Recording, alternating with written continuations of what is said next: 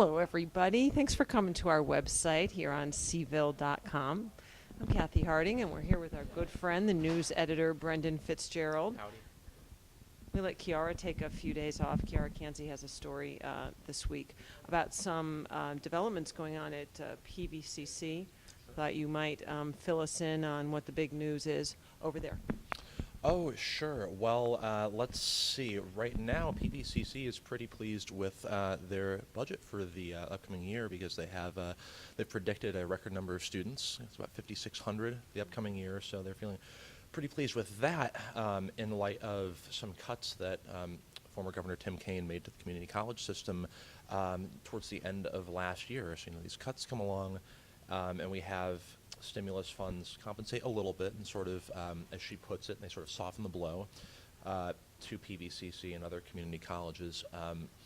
But with this influx of students, they stand to make a bit more from tuition. In fact, as Kiara writes, PVCC stands to make more from tuition from their students this year than they stand to gain in support from the state.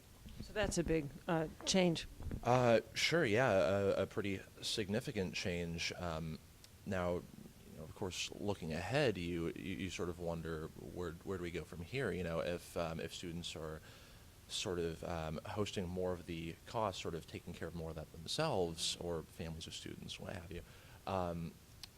Does that maybe disincentivize students away from the community college system, and sort of what happens then?